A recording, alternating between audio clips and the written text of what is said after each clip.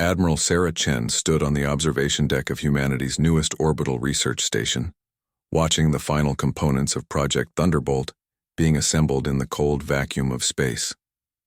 The massive railgun stretched nearly 2 kilometers in length, its sleek metallic frame catching the distant light of Seoul as construction drones made their final adjustments. After 3 years of development, humanity was about to test their most ambitious weapon ever created. The galaxy had not been kind to the human race since first contact 40 years ago. What humanity had hoped would be a peaceful introduction to galactic civilization turned into a harsh reality check. The Galactic Concordat, a coalition of 12 advanced alien species, had made it clear that humans were considered a primitive species barely worth acknowledging. Their technology was deemed crude, their military capabilities laughable, and their diplomatic attempts were met with condescending dismissal. Dr. Marcus Webb, the lead engineer on Project Thunderbolt, joined Admiral Chen at the observation window. His weathered face showed the stress of years spent developing weapons that might give humanity a fighting chance in a universe that seemed determined to keep them as second-class citizens. "The final calibrations are complete, Admiral. We're ready for the test firing." Chen nodded slowly, her eyes never leaving the massive weapon floating in space before them. The railgun represented more than just advanced technology. It was humanity's declaration that they would not remain on the sidelines of galactic politics forever. The weapon used electromagnetic rails to accelerate projectiles to incredible velocities, far exceeding anything the Concordat had seen from human technology. "What's our target for the test?" Chen asked, though she already knew the answer. "Asteroid designation Tango 77, approximately 50,000 kilometers out. It's a nickel-iron asteroid about 2 kilometers in diameter, if our calculations are correct. The kinetic impact should completely vaporize it." Webb's voice carried a mixture of excitement and nervousness. The bridge of the research station buzzed with activity as technicians ran final system checks. Communications Officer Lieutenant Torres reported incoming transmissions from Earth, where government officials and military leaders were watching the test with intense interest. The success or failure of Project Thunderbolt would determine humanity's next steps in dealing with an increasingly hostile galaxy. Chen had been present during humanity's most humiliating encounter with the Concordat. The Zephyrian battle fleet had intercepted human cargo ships near the Outer Rim territories, claiming violations of shipping lanes that humans had never been told were restricted.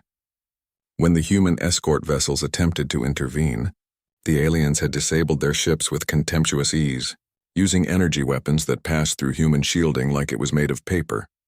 The message was clear. Humanity's place in the galaxy was wherever the Concordat decided it should be, and humans had no say in the matter. Trade routes, colonization rights, and even basic diplomatic recognition were privileges that had to be earned through submission to Concordat authority. The alien coalition treated humans like children playing with toys, occasionally amusing but ultimately irrelevant to serious galactic affairs. "Admiral, we're receiving a priority transmission from the Concordat monitoring station in the Alpha Centauri system," Torres announced, her voice tense. "They're demanding we cease all weapons testing and submit our research data for evaluation." Chen's jaw tightened. Even here, in humanity's own solar system, the aliens felt entitled to dictate terms. The Concordat had established monitoring stations in several human systems under the pretense of ensuring galactic security, but everyone knew they were really there to keep humanity under surveillance and prevent any technological advancement that might threaten alien supremacy. "Tell them we're conducting scientific research within our own sovereign space," Chen replied firmly. "They have no authority here." Dr. Webb checked his tablet, reviewing the stream of data flowing from the railgun's sensors. "All systems are operating within normal parameters. The electromagnetic field generators are stable, and the projectile is loaded and ready. We're using a tungsten carbide penetrator rod, mass approximately 500 kilograms. The asteroid target hung in space like a small mountain, its surface scarred by eons of cosmic impacts. Soon it would cease to exist, hopefully demonstrating that human ingenuity could produce weapons capable of rivaling anything in the Concordat arsenal. The railgun's power requirements were enormous, drawing energy from the station's fusion reactors and specialized capacitor banks that had taken months to construct. "Weapons are hot. reported the gunnery officer, Commander Rodriguez. Ready to fire on your command, Admiral. Chen took a deep breath, aware that this moment would either mark the beginning of humanity's rise to galactic relevance or another humiliating failure that would further cement their status as an inferior species. The Concordate's monitoring stations were undoubtedly watching, their sensors trained on the human research station with skeptical interest. The Concordate station is hailing us again, Torres announced. They're threatening to impose economic sanctions if we proceed with weapons testing. Let them threaten, Chen said, her voice steady despite the gravity of the situation. Humanity has spent too long bowing to alien demands. Today we show them that we won't be pushed around anymore. The countdown began as final safety checks were completed. Throughout the station, personnel watched their monitors with anticipation. This wasn't just a weapons test. It was humanity's declaration of independence from a galactic order that had tried to keep them subjugated and dependent on alien goodwill. Webb's fingers hovered over the firing controls, waiting for the Admiral's command. The railgun's electromagnetic coils hummed with barely contained energy, ready to accelerate the tungsten projectile to velocities that would make it one of the most destructive kinetic weapons ever created by human hands. Fire, Admiral Chen commanded. The railgun discharged with a brilliant flash of electromagnetic energy that briefly illuminated the entire research station. The tungsten projectile shot forward like a bolt of artificial lightning, accelerating to incredible velocity as it traveled down the weapon's 2-kilometer barrel. In seconds, it was racing through space toward its target, carrying humanity's hopes and defiance toward a small asteroid that was about to become part of galactic history. The station's sensors tracked the projectile's flight path while alien monitoring stations undoubtedly scrambled to understand what they had just witnessed. Humanity had fired their first shot in what would become a much larger conflict, and the galaxy would never be the same. The tungsten projectile raced through the void at 17% of light speed, its trajectory calculated with mathematical precision. On the bridge of the research station, Admiral Chen and her crew watched the sensor displays with barely contained anticipation. The flight time to target was 47 seconds, each one stretching like an eternity as humanity held its collective breath. Dr. Webb monitored the projectile's telemetry, marveling at the readings flowing across his screens. The railgun had performed flawlessly, accelerating the half-ton tungsten rod to velocities that pushed the boundaries of what human engineering could achieve. The electromagnetic acceleration had been so smooth and efficient that they had actually exceeded their projected muzzle velocity by 3%. 30 seconds to impact, announced Commander Rodriguez, her voice cutting through the tension on the bridge. Throughout the research station, personnel abandoned their regular duties to watch the test that would determine humanity's future relationship with the galaxy. In the observation lounges, off-duty crew members pressed against the windows, hoping to catch a glimpse of the impact despite the vast distance. Lieutenant Torres continued monitoring communications from the Concordate observation post. The alien transmissions had shifted from arrogant demands to increasingly urgent inquiries about the nature of humanity's weapon test. The Concordate monitors had detected the electromagnetic discharge and were demanding immediate explanations for what they clearly recognized as advanced military technology. The Zephyrians are launching intercept shuttles from their monitoring station, Torres reported.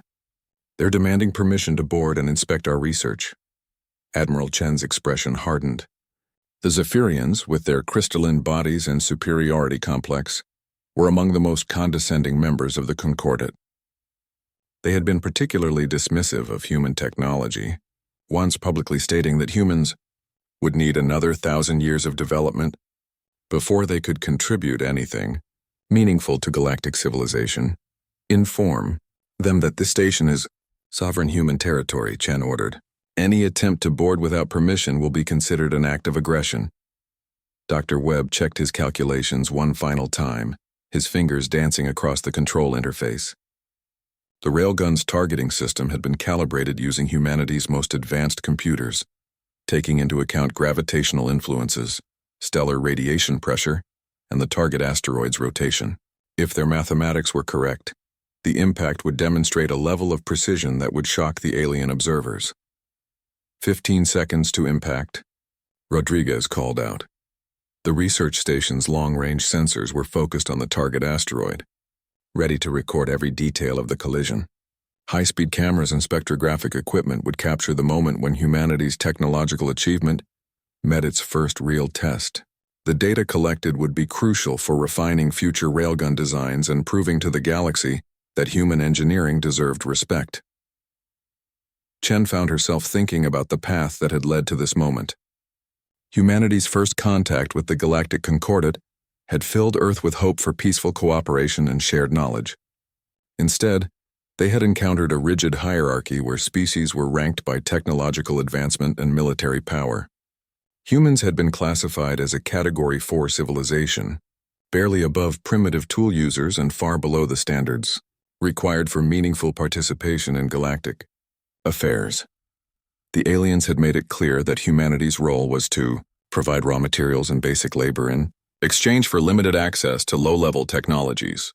Human colonies were restricted to systems the Concordate considered worthless, and any attempt to develop advanced weapons or faster-than-light travel was strictly forbidden. The message was unmistakable. Know your place and be grateful for whatever scraps the superior species chose to share. 5 seconds to impact, Rodriguez announced, her voice tight with anticipation. On the observation deck, Dr. Webb gripped the railing as he watched the distant target through the station's powerful telescopes. The asteroid appeared as little more than a bright dot against the starfield, but sophisticated sensors tracked the incoming projectile's final approach. Decades of theoretical work and 3 years of intensive development had led to this single moment of truth. Impact. The tungsten projectile struck the asteroid at precisely the calculated point, delivering kinetic energy equivalent to several nuclear weapons concentrated into an area smaller than a dinner plate. The asteroid, which had existed for billions of years as a stable chunk of nickel and iron, simply ceased to exist in any recognizable form. The impact created a brilliant flash visible even at their distance as the kinetic energy converted matter into superheated plasma. Shock waves rippled through the asteroid's structure faster than the material could accommodate, causing complete structural failure in microseconds. What had been a solid 2-kilometer-wide mountain of metal became an expanding cloud of vaporized elements, glowing white-hot as it dispersed into space. The bridge erupted in cheers as the sensor data confirmed complete target destruction. The railgun had performed beyond their most optimistic projections, demonstrating accuracy and destructive power that exceeded anything humanity had previously achieved. Dr. Webb stared at the expanding debris cloud in amazement, hardly believing that human technology had produced such devastating results. "My God," whispered Commander Rodriguez, "we actually did it." Admiral Chen allowed herself a moment of satisfaction before returning to the practical implications of their success. The railgun test had proven that humanity could develop weapons capable of challenging Concordate military superiority, but it had also announced their intentions to every alien power in the galaxy. From this moment forward, humans would be viewed as a potential threat rather than harmless primitives. "Communications are going crazy," Torres reported excitedly. "The Concordate monitoring stations are transmitting on all frequencies. The Zephyrian commander is demanding immediate explanations and threatening military intervention. The destruction of the asteroid had been detected by sensors throughout the solar system, including alien monitoring posts that had assumed they were observing another failed human experiment. Instead, they had witnessed the birth of a new military technology that could potentially threaten ships and installations that had previously been considered invulnerable to human weapons. Chen studied the tactical displays showing the locations of Concordate vessels in nearby systems. The aliens maintained a permanent presence to monitor human activities and ensure compliance with their technological restrictions. Those same ships would now be reporting to their superiors that humanity had achieved a significant breakthrough in weapons development. "Dr. Webb, how quickly can we construct additional railgun installations?" Chen asked. Webb was still staring at the sensor readings from the impact, his mind racing with implications and improvements. "With the prototype complete and tested, we could have production facilities online within 6 months. The main limitation will be the specialized components for the electromagnetic acceleration system." The successful test marked the end of humanity's voluntary compliance with Concordate restrictions. They had proven their ability to develop advanced weapons, and there was no going back to their previous status as a subjugated species. The galaxy would have to acknowledge that humans were no longer content to accept whatever role the aliens chose to assign them. Admiral. Chen watched the last traces of the vaporized asteroid fade into the cosmic background, knowing that humanity had just fired the opening shot in a conflict that would reshape the balance of power throughout the galaxy. The Concordat had kept humans suppressed through technological superiority, but that advantage was about to disappear. 3 hours after the successful railgun test, the Concordat's response arrived in the form of a full battle fleet, materializing at the edge of the solar system. Admiral Chen watched the tactical display with grim satisfaction as 27 alien warships dropped out of faster-than-light travel, their energy signatures blazing across her sensors like angry stars. The Zephyrian fleet had come to put humanity back in its place. Fleet Admiral Kethvorian is demanding immediate surrender of all research data and the dismantling of the railgun facility, Lieutenant Torres reported, her voice steady despite the overwhelming odds they now faced. He's also ordering the arrest of all personnel involved in the weapons development program. Dr. Webb studied the alien fleet composition on his tablet, noting the mix of heavy cruisers, battleships, and support vessels that represented the Concordat's standard intimidation force. The Zephyrians favored energy weapons and defensive shields that had proven nearly impenetrable to conventional human weapons. Their ships were larger and more heavily armed than anything in Earth's modest defense fleet. The Earth Defense Force is mobilizing, reported Commander Rodriguez. Admiral Harrison is bringing the 6th Fleet to intercept, but they won't arrive for another 18 hours. Chen nodded, understanding the tactical reality. Earth's defense fleet consisted of 12 frigates and 6 destroyers, armed with conventional missiles and energy weapons that would be largely ineffective against Concordat shielding technology.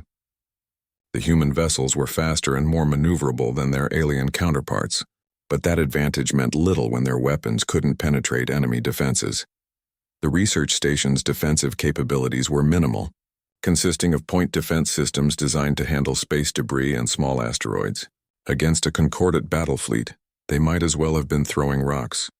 The station's only real protection was its strategic value as a research facility and the political implications of destroying it. Admiral, we're receiving a transmission from the lead Zephyrian vessel, Torres announced. Fleet Admiral Kethvorian wants to speak with you directly. Put him through, Chen ordered, straightening her uniform and preparing to face the alien commander who had come to remind humanity of its place in the galactic hierarchy. The main screen flickered to life, revealing the crystalline features of Fleet Admiral Kethvorian. The Zephyrian's body was composed of living crystal formations that shifted color based on his emotional state, currently displaying aggressive reds and oranges that indicated barely controlled anger. His species had ruled their sector of the galaxy for over 10,000 years, and were not accustomed to being challenged by primitive species. Human Admiral Chen, Kethvorian began, his voice carrying the harmonic overtones characteristic of Zephyrian communication. You have violated multiple Concordat regulations regarding weapons development and testing. You will immediately surrender your research data and submit to inspection of your facilities. Chen met the alien's gaze without flinching. Fleet Admiral, this research station is located in sovereign human space. The Concordat has no authority to make demands regarding our internal affairs. The Zephyrian's crystalline form shifted to deeper shades of red, a clear sign of increasing hostility. Your species was granted limited autonomy under Concordat oversight. The development of advanced kinetic weapons violates the terms of your membership agreement. You will comply with our directives or face the consequences. Dr. Webb stepped forward, unable to contain his scientific curiosity despite the dangerous situation. Fleet Admiral, our railgun technology represents a significant advancement in electromagnetic acceleration systems. Surely the Concordat can appreciate the value of innovative research approaches. Kethvorian's attention shifted to the human scientist, his crystalline features expressing disdain. Your primitive technology is of no interest to the Concordat. The kinetic weapon you tested poses a potential threat to galactic security. It must be destroyed and its creators punished for their reckless actions. Admiral Chen felt her patience wearing thin. Humanity had endured 40 years of condescending treatment from alien species who treated them like dangerous children, playing with forbidden toys. The successful railgun test had proven that human ingenuity could produce weapons that rivaled anything in the Concordat arsenal. Yet the aliens still insisted on treating them as inferiors. Fleet Admiral, humanity is no longer content to accept whatever role the Concordat chooses to assign us, Chen declared. We have proven our technological capabilities and demand recognition as an equal member of galactic civilization. The Zephyrian fleet began moving into attack formation, their massive vessels shifting positions to surround the human research station. Energy weapons powered up as shield generators came online, creating a display of military might designed to intimidate the humans into immediate surrender. The message was clear: comply or be destroyed. You have 30 minutes to begin dismantling your weapons and surrendering your personnel, HFY announced. Any resistance will be met with overwhelming force. Your species has forgotten its place in the galactic order, and we are here to remind you. The transmission ended, leaving the bridge of the research station in tense silence. 27 alien warships maintained their positions around the station, while their sensors probed human defenses and analyzed the railgun installation. The Zephyrians were confident in their technological superiority and expected quick submission from the humans. Admiral, we're detecting energy buildup in the alien weapon systems, Rodriguez reported. They're preparing to disable our shields and communications if we don't comply with their demands. Chen studied the tactical situation, weighing their limited options against the overwhelming firepower arrayed against them. The railgun had proven its effectiveness against a stationary target, but engaging an enemy fleet would require precision targeting and split-second timing. The aliens would not simply hover in space waiting to be shot. Dr. Webb, how quickly can we retarget the railgun? Chen asked. Webb consulted his tablet, running calculations for engaging moving targets at various ranges. The targeting system needs approximately 40 seconds to acquire and lock onto a new target. The electromagnetic charging sequence requires another 30 seconds. Against moving targets at combat ranges, we're looking at engagement windows of less than 5 seconds. The mathematics were daunting, but Chen had not spent her entire career in the military without learning that impossible odds sometimes presented unexpected opportunities. The Zephyrians expected the humans to surrender when faced with superior firepower, just as they had always done in the past. They were not prepared for a species that had finally decided to fight back. Commander Rodriguez, begin charging the railgun, Chen ordered. Target the lead Zephyrian battleship. Admiral, are you certain? Rodriguez asked, her hand hovering over the weapons controls. If we fire on them, it means war with the entire Concordat. Chen looked out at the alien fleet surrounding their station, thinking of all the times humanity had been forced to bow to alien demands and accept whatever scraps of dignity the Concordat chose to allow them. The railgun represented more than just advanced technology. It was humanity's declaration that they would no longer be pushed around by species that considered them inferior. Humanity has been at war with the Concordat since the day we made first contact, Chen replied. We just didn't realize it yet. Today we fight back. The railgun's electromagnetic coils began their charging sequence with a low humming that vibrated through the research station's hull.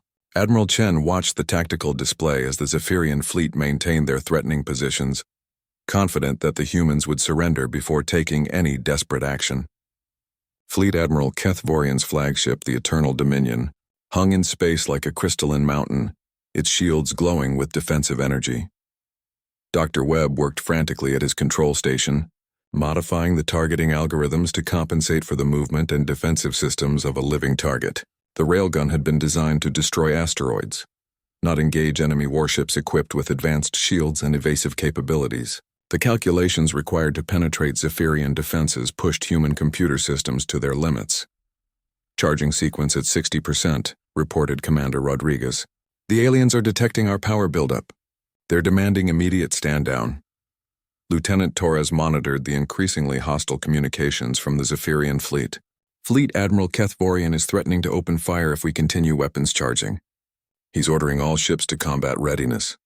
Chen studied the enemy formation, noting how the alien vessels had positioned themselves to provide overlapping fields of fire while maintaining safe distances from each other. The Zephyrians were experienced warriors who had conquered dozens of star systems, and they were not taking any chances despite their technological superiority. The research station's sensors detected massive energy readings as the alien warships powered their primary weapons. Plasma cannons and particle beam arrays came online while defensive shields increased to maximum strength. The Concordate fleet was preparing to demonstrate the consequences of defying their authority. "Admiral, incoming transmission from Earth Defense Command," Torres announced. "Admiral Harrison is requesting permission to engage the alien fleet." Chen shook her head. The Earth Defense Force was still hours away, and their conventional weapons would be largely ineffective against Concordate shields. More importantly, she didn't want to drag Earth's entire fleet into a battle they couldn't win. This confrontation needed to be resolved here and now, with the railgun as humanity's only real weapon. "Tell Admiral Harrison to maintain defensive positions around Earth," Chen ordered. "This is our fight." Dr. Webb completed his targeting modifications and locked onto the Zephyrian flagship. The Eternal Dominion was the largest vessel in the enemy fleet, measuring nearly 3 kilometers in length and bristling with enough firepower to reduce the research station to atoms. Its crystalline hull reflected starlight in patterns that were almost beautiful. But Chen knew that beauty concealed weapons capable of sterilizing entire planets. "Targeting solution acquired," Webb announced. "The railgun is locked onto the enemy flagship's central mass. Charging sequence at 85%. The Zephyrian fleet began moving into final attack positions, their massive ships closing the distance to optimal firing range. Energy weapons charged to full power while targeting systems painted the human research station with sensor locks. Fleet Admiral Keth Vorian was preparing to end this confrontation with overwhelming force. "All alien vessels are showing weapons hot," Rodriguez reported. "They're going to fire whether we surrender or not." Chen realized that the Zephyrians had already decided to make an example of the human research station. Surrender would only delay the inevitable destruction, while allowing the aliens to claim they had given humanity a chance to comply. The Concordate intended to demonstrate the consequences of challenging their authority, regardless of human cooperation. "Railgun charging at 95%, Webb called out. "Ready to fire on your command, Admiral." The bridge fell silent except for the humming of the electromagnetic coils and the steady beeping of sensor systems. Every person on the station understood the magnitude of this moment.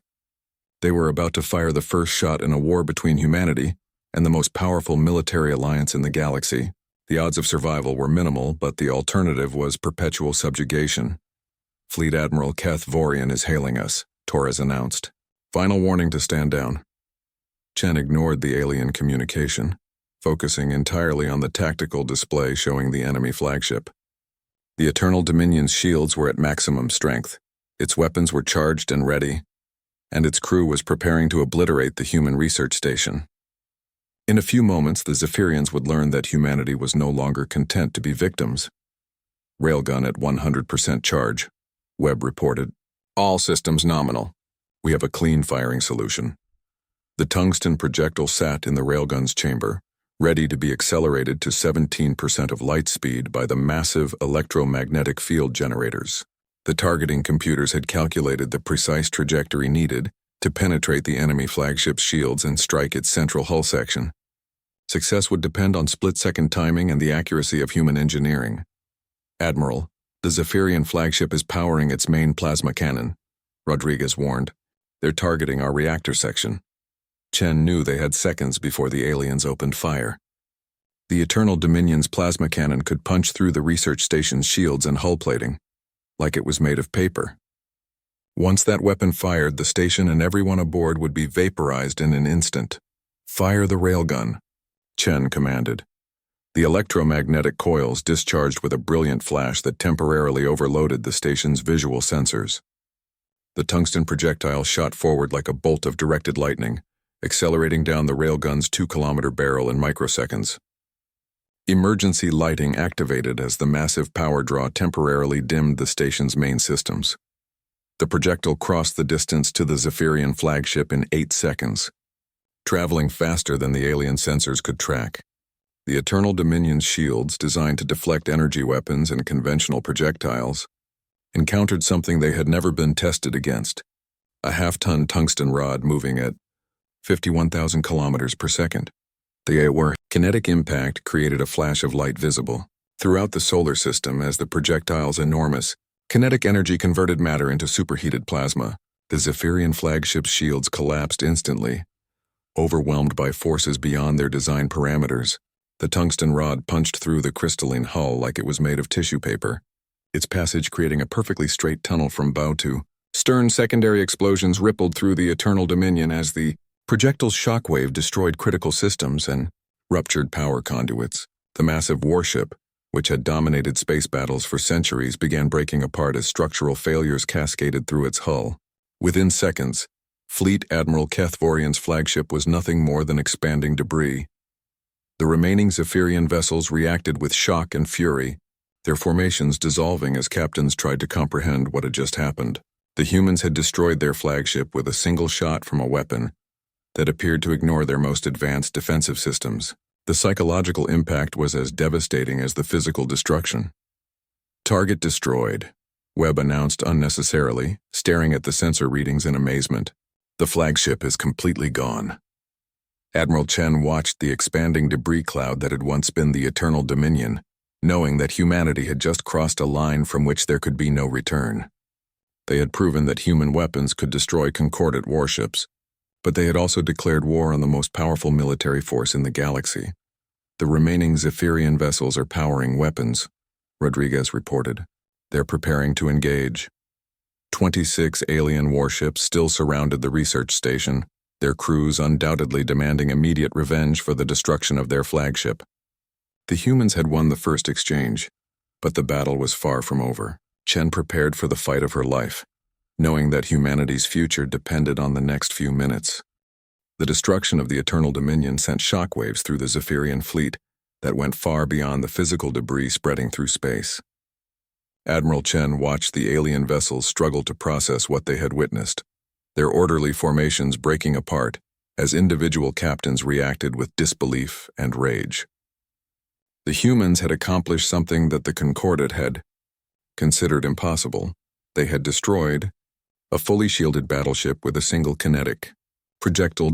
Commander Rodriguez monitored the alien communications channels, reporting increasingly frantic exchanges between the surviving Zephyrian vessels. "They're arguing about tactics, Admiral. Some captains want immediate revenge, others are calling for reinforcements. Their chain of command is in chaos." Dr. Webb was already working on recharging the railgun for a second shot, but the massive power requirements meant they needed several minutes between firings.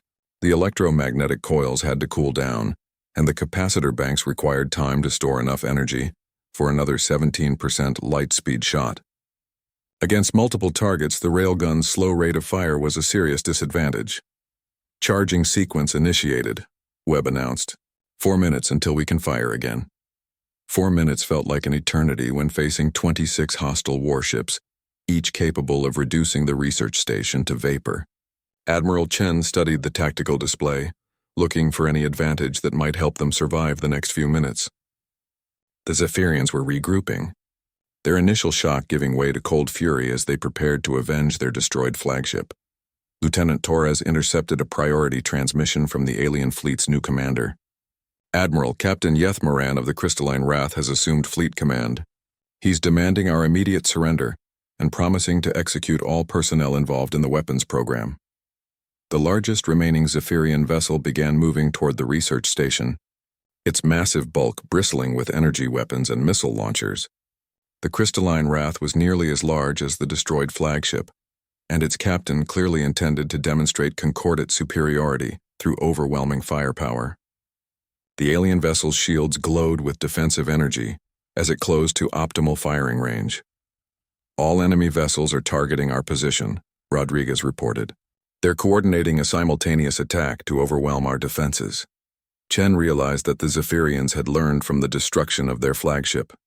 Instead of approaching individually, they were planning a coordinated strike designed to destroy the research station before the railgun could fire again.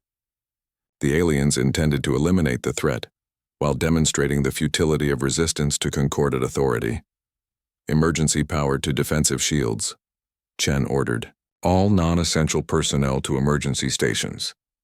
The research station's defensive capabilities were minimal compared to dedicated warships, consisting primarily of particle screens designed to deflect space debris and minor asteroid impacts. Against concentrated fire from 26 Zephyrian vessels, The shields would last seconds at most. Their only hope was to survive long enough for the railgun to charge. Dr. Webb's fingers flew across his control interface as he attempted to reduce the charging time by rerouting power from non-essential systems. The station's life support, artificial gravity, and internal lighting were sacrificed to feed energy into the electromagnetic coils. Emergency illumination cast eerie shadows across the bridge as the human crew prepared for what might be their final moments. Railgun charging at 30%. Webb reported. I'm pushing the system beyond safe parameters, but we might reduce firing time by 90 seconds. The crystalline wrath reached optimal firing range and unleashed a devastating barrage of plasma bolts and particle beams. The research station's shields flared brilliant white as they absorbed energies equivalent to multiple nuclear explosions, their protective fields straining against forces beyond their design limits. Alarms wailed throughout the station as power systems overloaded and structural supports groaned under the assault. Shields down to 60%, Rodriguez announced as secondary explosions rocked the station. Hull breaches on Deck 7 and 12. Emergency containment fields are holding. Admiral Chen gripped her command chair as the station shuddered under the alien bombardment. Through the observation windows, she could see the brilliant flashes of energy weapons striking their defensive shields, while more Zephyrian vessels moved into attack positions. The coordinated assault was designed to strip away their defenses before delivering a killing blow. Additional contacts dropping out of FTL, Torres called out urgently. 12 more Concordant vessels just arrived at the edge of the system. The tactical situation was deteriorating rapidly as reinforcements joined the Zephyrian fleet. The new arrivals included ships from other Concordant species, sleek Etherian destroyers, massive Corvin battlecruisers, and angular Nexian assault vessels. The entire Galactic Alliance was responding to humanity's challenge with overwhelming force. Railgun at 60% charge, Webb announced, sweat beading on his forehead as he worked to extract every possible ounce of power from the station's failing systems. The electromagnetic coils are running hot, but they're holding together. The second wave of alien vessels opened fire as soon as they achieved weapons range, adding their firepower to the concentrated barrage already hammering the research station. The combined assault from nearly 40 warships created a light show that was visible from Earth, as defensive shields finally collapsed under the overwhelming energy bombardment. Shields are down, Rodriguez shouted over the noise of alarms and explosions. They're targeting the railgun directly. Plasma bolts and particle beams began striking the station's hull, punching through armor plating and severing power conduits. The massive railgun installation exposed on the station's exterior came under direct attack as alien gunners attempted to destroy humanity's most dangerous weapon. Structural supports melted under the intense heat, while electromagnetic coils began failing one by one. Hull breaches on multiple decks, Torres reported. We're losing atmospheric pressure in sections 4 through 9. Admiral Chen watched her command dissolving around her as the Concordant fleet systematically destroyed the research station. Emergency lighting flickered as power systems failed, and the smell of smoke filled the air as fires broke out throughout the facility. In minutes, there would be nothing left but debris floating in space. Railgun at 85%, Webb called out desperately. The targeting system is damaged, but I think we can still get one more shot. The crystalline wrath moved closer, its captain clearly intending to deliver the final blow personally. The massive Zephyrian vessel's weapons glowed with deadly energy as it prepared to end humanity's brief rebellion with overwhelming force. Admiral Chen realized they had only seconds before their position became completely untenable. Target the closest battleship, Chen ordered. Fire as soon as possible. Webb's hands moved frantically across damage controls as he attempted to lock onto the approaching crystalline wrath. The targeting computers were failing. The electromagnetic coils were overheating, and the power systems were on the verge of complete collapse. Despite the desperate circumstances, the railgun was humanity's only chance to strike back at their oppressors. Firing solution acquired, Webb announced. Railgun ready to fire. The second tungsten projectile shot from the damaged railgun like humanity's dying breath, racing toward the crystalline wrath at incredible velocity. The Zephyrian vessel's shields flared as the kinetic projectile struck with the force of a small asteroid, punching through defensive barriers and crystalline hull plating as if they were made of glass. The crystalline wrath exploded in a brilliant fireball that temporarily outshone nearby stars. its destruction sending shockwaves through the alien fleet. 2 Concordat flagships had been destroyed by human weapons, proving that even the galaxy's most advanced civilizations were vulnerable to kinetic bombardment at relativistic velocities. The surviving alien vessels fell back in confusion and fear, their confidence shattered by losses they had never imagined possible. The research station was dying, but humanity had demonstrated that they could fight back against overwhelming odds and inflict serious damage on their oppressors. The research station was dying, its hull breached in dozens of places and its primary systems failing one by one.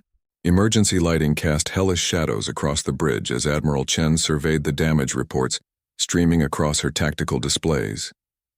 The second railgun shot had bought them precious time, but the Concordat fleet was already regrouping for another coordinated assault. Dr. Webb worked desperately at his damaged control station, trying to coax one more shot from the failing electromagnetic coils. Smoke poured from overloaded power conduits while sparks cascaded from shattered control panels. The massive railgun installation had taken direct hits from multiple energy weapons, and large sections of the acceleration system were completely destroyed. "The railgun is finished," Webb announced with bitter disappointment. "The electromagnetic coils are fried, and the targeting computers are offline. We can't fire again." Commander Rodriguez monitored the approaching alien vessels, counting 38 warships moving into attack formation. The destruction of 2 flagships had shocked the Concordat fleet, but their numerical superiority remained overwhelming. Without the railgun, the research station had no way to defend itself against the coming assault. "Admiral, incoming transmission from Earth Defense Command," Lieutenant Torres reported. "Admiral Harrison's fleet has arrived at the edge of the system. They're requesting permission to engage." Chen studied the tactical display showing Earth's modest defense fleet accelerating toward the battle zone.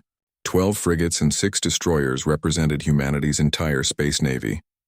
But their conventional weapons would be largely ineffective against Concordat shields. The Earth Defense Force was racing towards certain destruction in a hopeless attempt to save the research station. "Tell Admiral Harrison to maintain safe distance," Chen ordered. "His ships can't help us here, and I won't see Earth's entire fleet destroyed in a futile gesture." The Concordat vessels resumed their bombardment with cold efficiency, focusing their fire on the station's remaining life support systems and structural supports. The aliens were no longer interested in capturing the facility intact. They intended to obliterate every trace of human weapons research and eliminate the personnel who had dared to challenge galactic authority. "Hull breaches on all decks," Rodriguez reported as emergency alarms wailed throughout the station. "Life support is failing, and we're losing gravity in multiple sections. I'm ordering evacuation to the emergency pods." Admiral Chen shook her head firmly. "No evacuation. The Concordat will execute anyone involved in the weapons program. We stay with our ship." Dr. Webb looked up from his ruined control station, his face illuminated by the glow of failing displays. "Admiral, there might be another option. The railgun's power systems are destroyed, but the basic acceleration framework is still intact. If we could somehow generate enough electromagnetic force..." "The station's fusion reactors," Chen realized, understanding the scientist's desperate plan. "You want to overload them directly into the railgun system?" Webb nodded grimly. "It would be a one-way trip. The overload would destroy the station, but it might give us enough power for one final shot. The targeting would be manual, and we'd have to time it perfectly, but it's theoretically possible." The plan was essentially suicide, but it offered the chance to take more alien vessels with them. Admiral Chen thought of the 40 years humanity had spent bowing to Concordat demands, accepting whatever scraps of dignity the aliens chose to allow them. Perhaps it was time to show the galaxy that humans preferred death to continued subjugation. "How long would you need to set up the overload?" Chen asked. 10 minutes to reroute the reactor output directly into the electromagnetic coils, Webb replied. "The fusion containment fields will collapse immediately after firing.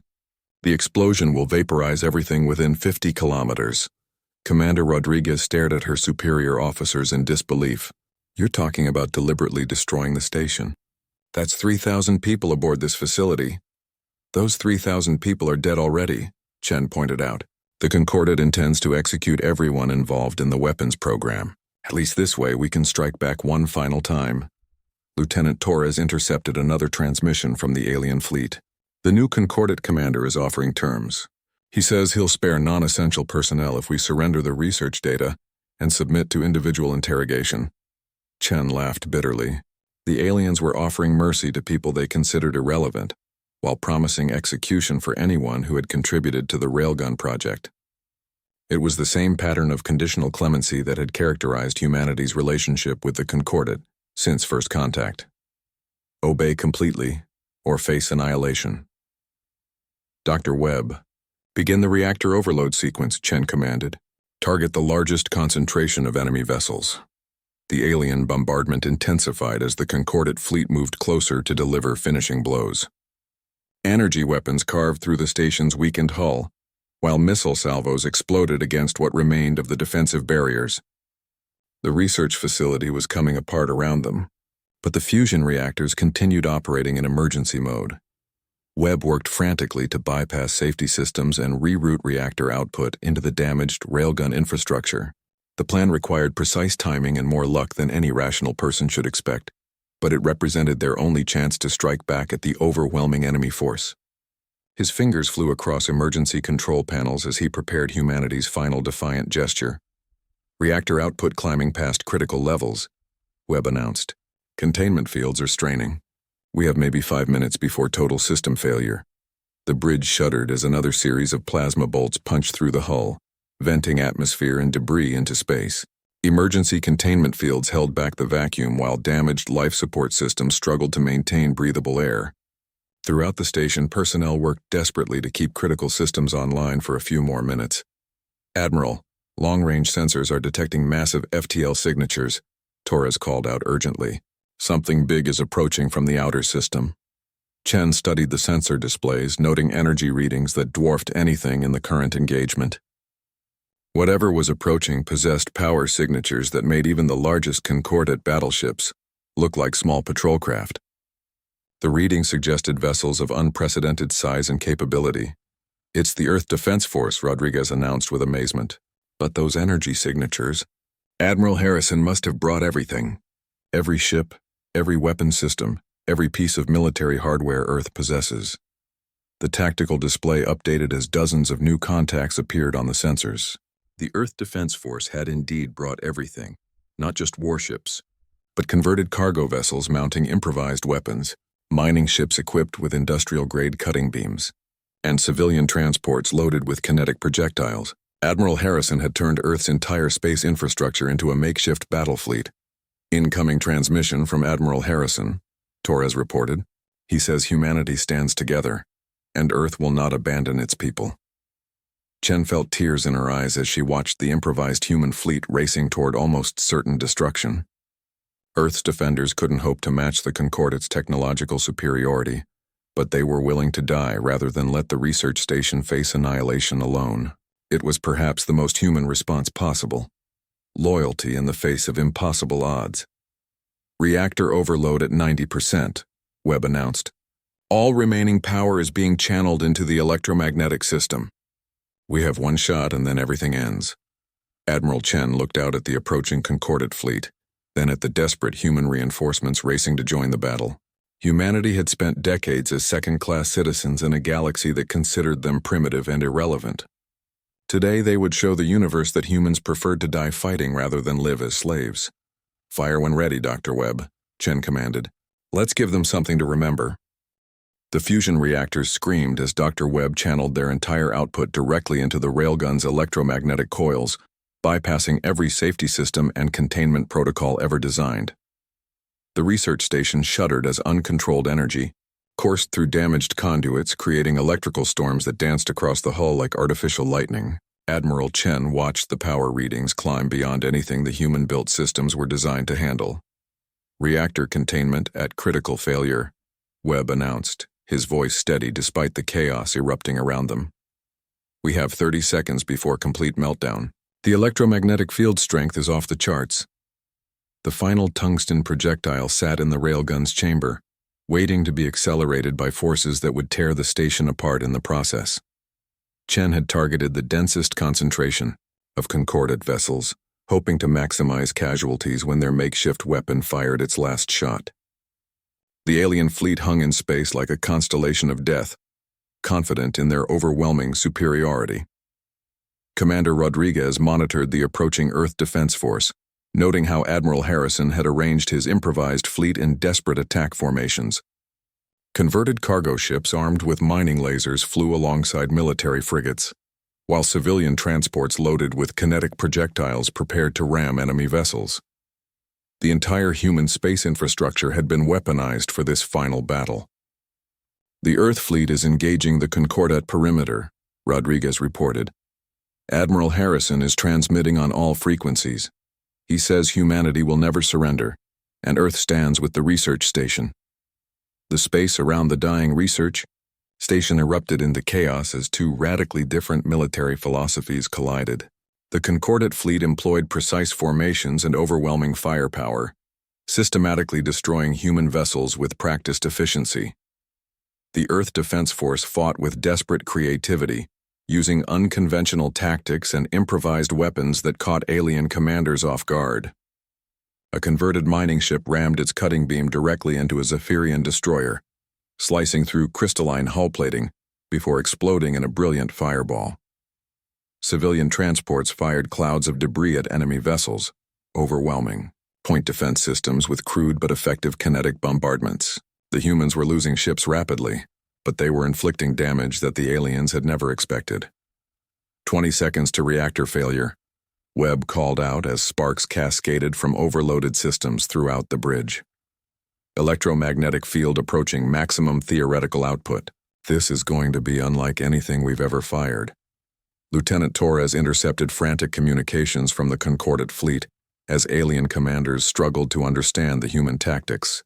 The Earth Defense Force was fighting without regard for survival, throwing everything they had at the enemy fleet in a display of desperate courage that shocked species accustomed to careful, calculated warfare. Admiral Chen felt the station's deck plates vibrating as the overloaded fusion reactors approached catastrophic failure. The electromagnetic coils were generating field strengths that threatened to tear apart the fabric of space itself, channeling more energy than some small stars produced. The final railgun shot would be powered by humanity's dying breath. 10 seconds, Webb announced.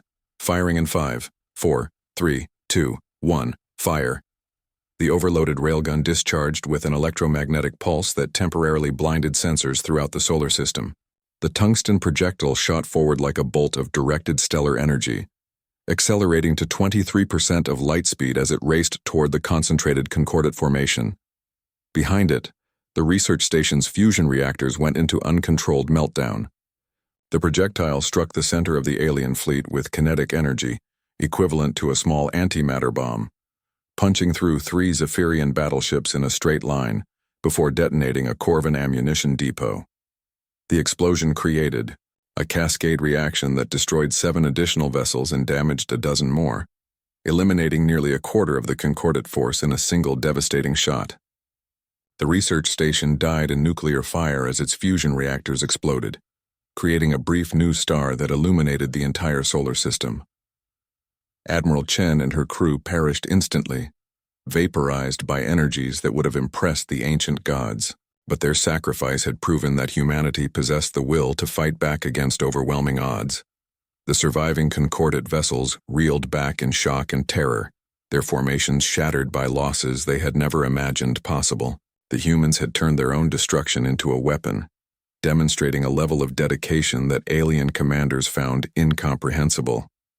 Species that had ruled the galaxy for millennia were learning to fear a primitive race they had dismissed as irrelevant. Admiral Harrison's makeshift fleet pressed their attack with renewed fury, inspired by the sacrifice of the research station. Mining ships and cargo vessels threw themselves at alien battleships, while military frigates concentrated their fire on damaged enemy vessels. The humans were still outgunned, but the destruction of the Concordat formation had evened the odds significantly. The battle raged for 3 more hours before the surviving alien vessels finally withdrew, their crews demoralized by unprecedented losses and the ferocity of human resistance. The Earth Defense Force had lost 60% of their ships, but they had driven off the most powerful military force in the galaxy. Humanity had announced its arrival as a major power through blood and sacrifice. News of the battle spread throughout the galaxy within days, carried by traders and diplomats who could hardly believe the reports. The Concordat had suffered their worst military defeat in over 1,000 years, losing 23 warships to a species they had considered primitive. The railgun technology that had made it possible became the subject of intense speculation and fear among alien civilizations. 6 months later, humanity unveiled the first production railgun installation on Luna, its electromagnetic coils trained on the space lanes leading to Earth. Similar weapons appeared at human colonies throughout known space, each one representing a declaration that the days of Concordat intimidation were over. The galaxy would have to accept humanity as an equal or face the consequences. The Concordat attempted diplomatic protests, demanding that humans cease development of kinetic weapons and submit to technology transfer agreements. The response from Earth was simple and direct. Humanity would negotiate as equals or not at all. The railgun installations remained online, their tungsten projectiles ready to reach any target in the solar system within minutes. Other species began approaching humanity with trade offers and alliance proposals, recognizing that the balance of galactic power had shifted permanently. The humans who had once been dismissed as primitive tool users were now courted as potential allies or feared as dangerous enemies. The shot that had destroyed an asteroid in a simple weapons test had indeed made the galaxy tremble. Admiral Sarah Chen's sacrifice at the research station became legendary throughout human space, inspiring a generation of engineers and military officers who refused to accept second-class status in galactic affairs. Her final words, transmitted just before the station's destruction, were carved into the memorial built at the site of humanity's first victory. Today, we fight back. The galaxy would never be the same. Humanity had earned its place among the EEAN stars through courage, ingenuity, and the willingness to pay any price for freedom. The age of human subjugation was over, replaced by an era where the children of Earth stood as equals among the stars. The railgun had given them the power to defend their independence, but it was the human spirit that had made them truly free.